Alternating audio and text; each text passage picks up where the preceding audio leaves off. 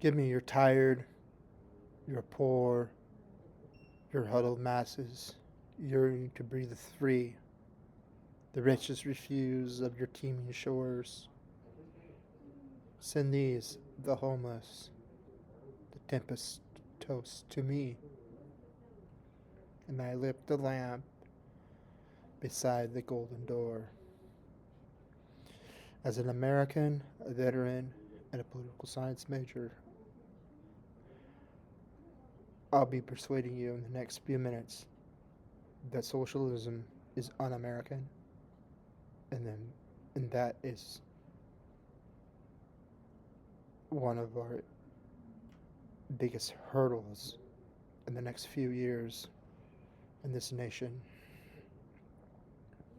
People are losing faith in America and becoming less patriotic, which is scary.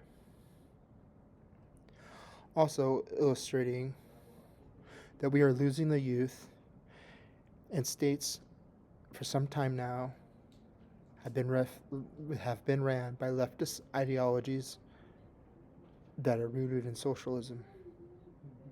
They have destroyed whole cultures like Venezuela, Cuba, and several Central American nations, and have created biblical humanitarian crisis, such as the caravans during the Biden administration. This is an enemy that can take down the republic. This republic is the longest lasting republic in the world. And it seems, for some reason, the far left faction of the Democratic Party is willing to bring in oppression, darkness, and their version of morality that is the opposite of ours, in the land of the free and the home of the brave. Doesn't this seem alarming?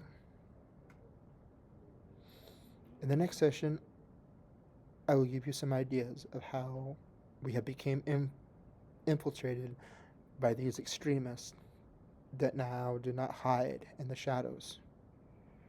How many of you have heard that America is oppressive and systematically flawed? What caused this mess?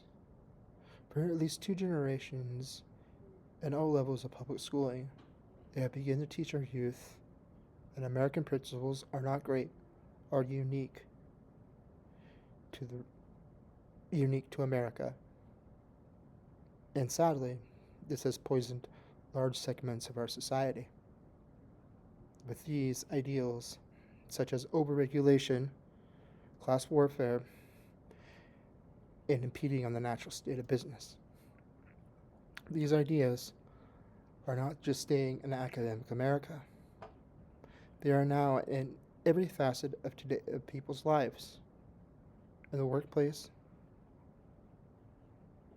that is more focused on race than on merit, and forcing Hollywood to become their propaganda machine that spreads hate, misconceptions as socialists work to dismantle our social fabric so they can implode our culture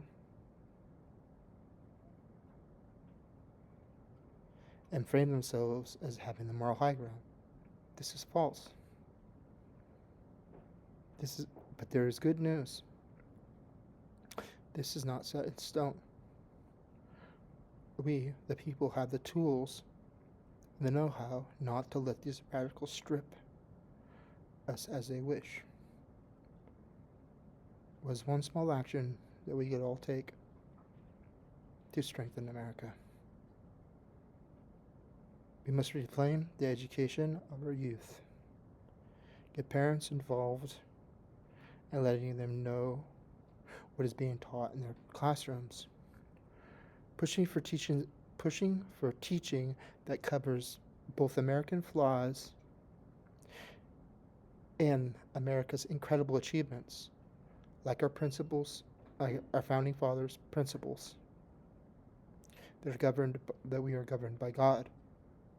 Ending slavery, the civil rights movement, and defeating tyranny from around the world.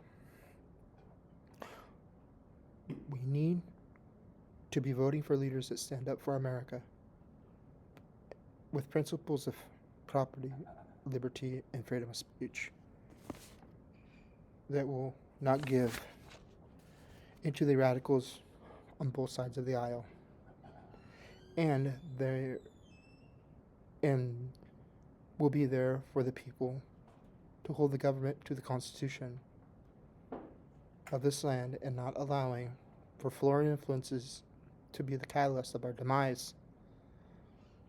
We have the answers that the youth are looking for in our founding documents. In our founding documents, we include the answers that make America the beacon of light to the rest of the world and what sets us apart. The rest of the world remains envious of us. And with that, some will always look for our downfall. And by planting the seed of socialism, this gives them an inroad into our cultural death.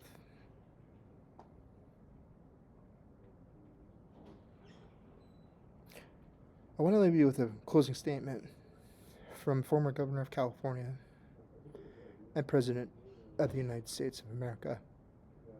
Freedom is never more than one generation away from extinction. We don't pass it on to our children and our bloodstream. It must be fought for, protected, and handed on from them to do the same. Ronald Reagan. Thank you. God bless. God bless America.